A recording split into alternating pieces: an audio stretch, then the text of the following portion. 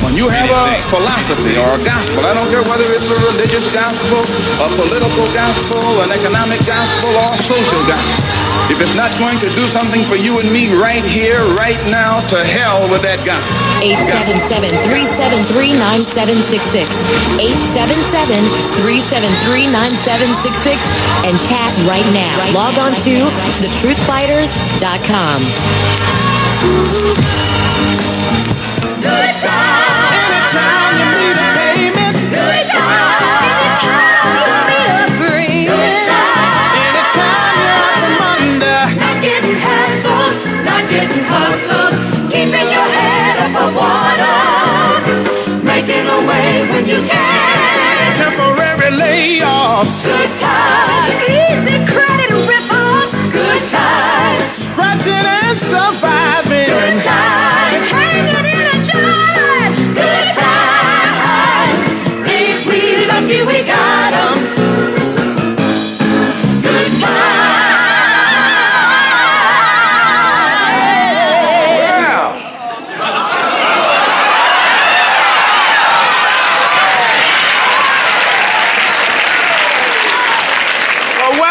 Ghetto. How y'all get in here, posing spooks?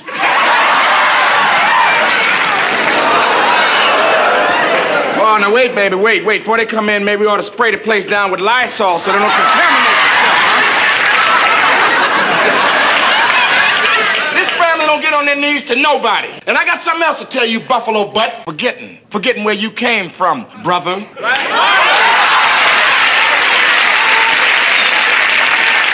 What the hell you think I want for my family, man? What you think I'm fighting and scratching for? And I tell you something, if we all lucky enough to make it, there's one thing we ain't gonna do. We ain't gonna forget the ones that got stuck here. Right on, Daddy.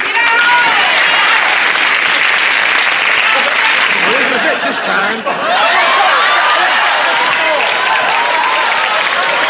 This is the final score. I'm gonna tell us exactly where to get off. This old jive time turkey, blood sucking us like that. This is gonna be it for him. Hi, Mr. Booger. Well, what you want now, man? We fresh out of biscuits, balloon belly. Your mouth starts working early, but I swear your brain don't start till 10 o'clock. And it goes right back to sleep a minute later. Mama, he's B-L-I-N-D. Well, Michael, he can still H-E-A-R. JJ. You may be blind, but you ain't no brother of ours. You lie, you cheat, you steal. You're a disgrace to blind people. In fact, you're a disgrace to all people. You know something, James? I got a feeling he was blind long before he lost his sight. What did the Gestapo of the ghetto want? He must have ripped off a chicken in apartment 12 because he wanted some hot biscuits to go along with it. Honey, I'm hip to that routine. And he warned me about no pets. And that little visit cost me a 6-pack of beer and 2 beef jerkies. You know, before that fat rascal got this job, he didn't weigh but 120 pounds. Oh, Jay. I rated D for dang old man. And I rated F for forget it.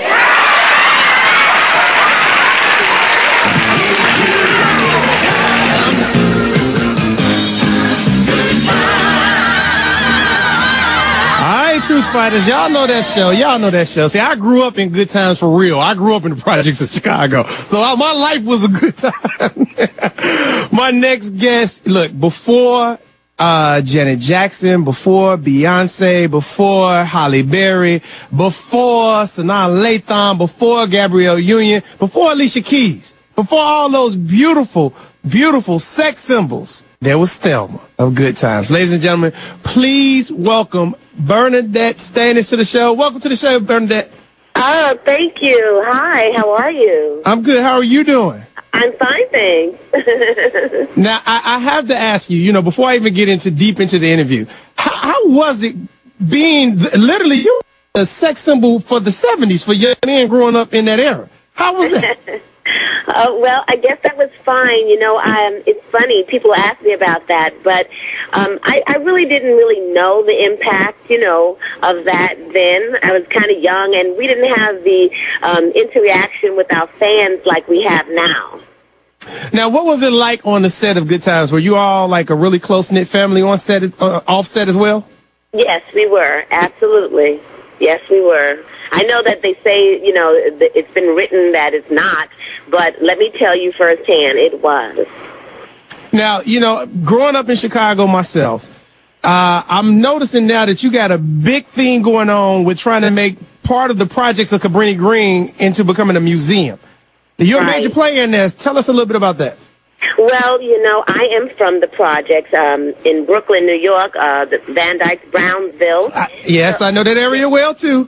Yeah, so I'm, you know, and I'm there, you know, in my little apartment, 10G, and so I'm a product of the projects, and this is what this whole thing is, that positive things can come out of a project housing, not just negative that we hear all the time, but there's so many people that have come out of there and have been very successful. My father, one of the quotes that my father would always say to us as children was, what's around you does not have to be in you. And that's kind of how we grew up, you know. And so, yeah, so it doesn't matter about where you come from, but it matters about the determination that you have within and where you want to go. And so that's what this whole thing is to honor the people that have come out of the project, and there's so many, and people that we know and that we don't know that have been successful. And we want to, you know, go back to that and say that the project, it wasn't a bad thing. I mean, everybody has different experiences, but for me, it was not a bad thing, you know? And when they picked me to be Thelma on Good Times, they didn't even realize that I was just stepping out of one project right into the television project. You know? So you knew the role better than they knew it. Yes, I did. Now, you know what? I had the honor of meeting you last year at Women's Empowerment in Raleigh, North Carolina. I know you were there this year. I didn't get to see you this year.